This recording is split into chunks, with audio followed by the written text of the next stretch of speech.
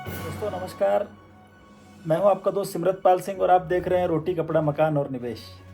हमारी series investing for women. इस series में ये हमारा तीसरा पार्ट है और आज हम जानने वाले हैं इन्वेस्टमेंट्स के बारे में। जो पॉपुलर तरीके हैं इन्वेस्टमेंट्स के वो क्या हैं।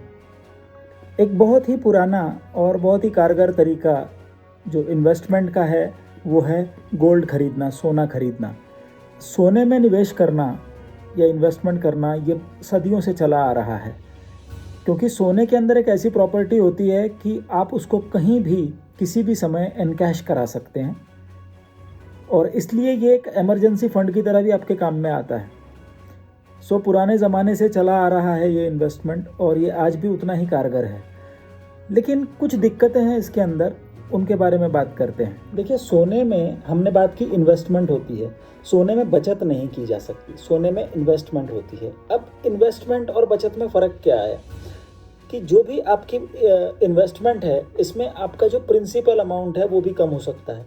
तो आपने आज सोना खरीदा, आज की कीमत मान लीजिए 100 रुपये है और इसकी कोई गारंटी नहीं होती कि सोने की कीमत आपके खरीदने के बाद में कम नहीं होगी, कम हो सकती है।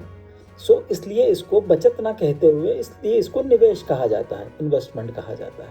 अगर आपने सोना खरीदा है और वो प्योर फॉर्म में खरीदा है, यानी कि उसका बार खरीदा है या बिस्किट खरीदा है तो ठीक है, लेकिन अगर आपने सोना खरीदा है गहने के रूप में, एक ऑर्नामेंट के रूप में, तो ये कोई बहुत अच्छी इन्वेस्टमेंट नहीं होती। ये आप मुझसे बेहतर जानते हैं कि जब भी आप उसको ब्रेक करने जाते हैं तो उसमें चार्जेस लगते हैं आपको। पहले तो जब आपने ख़रीदा तब बनवाई के चार्जेस लगेंगे, अब तोड़ने के भी चार्जेस लगेंगे उसके। ये कोई वाइज इन्वेस्टमेंट नहीं है और इसमें पैसा बढ़ता नहीं है।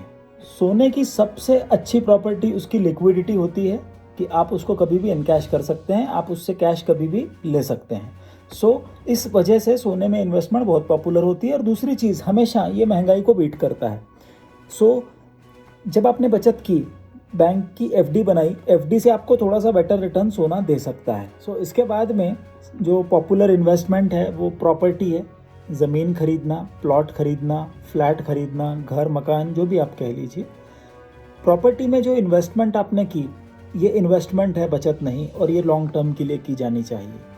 लंबे समय में प्रॉपर्टी में किया हुआ निवेश हमेशा फ़ायदा देकर जाता है, लेकिन शॉर्ट टर्म में अगर आपने इसमें पैसा डाला है तो कभी भी इसमें से आप ये उम्मीद ना रखिए कि आपको काम पड़ने पर ये पैसा आपको मिल पाएगा, क्योंकि यहाँ पे सबसे बड़ी दिक्कत होती है लिक्विडिटी की इस मार्केट में, जो प्रॉपर्टी मार्केट में। मतलब आपको जब ज़रूरत है तब आपका पैसा आप इनकैश नहीं कर पाएंगे, बहुत मुश्किल होगी। और आजकल प्रॉपर्टी का टिकट साइज़ बहुत बढ़ गया है। मतलब प्रॉपर्टी, पहले एक ज़माना था कि प्रॉपर्टी लाख 2 लाख रुपए में आ जाया करती थी। अभी काफ़ी ज़्यादा महंगाई बढ़ने की वजह से प्रॉपर्टी के रेट्स बहुत ज़्यादा बढ़ गए हैं और इसमें बायर यानी कि ख़रीदार ढूंढना थोड़ा मुश्किल हो जाता है जब आपको बेचना होता है। इसलिए आपका जब आपको ज़रूरत है उस समय ये बेच पाना थोड़ा सा इसलिए मुश्किल जाता है। थैंक्स फॉर वॉचिंग दोस्तों। Stay healthy, stay fit and stay safe and take good care of your self. और हाँ, लाइक, सब्सक्राइब, शेयर और कमेंट करना ना भूलें। Thanks, bye bye.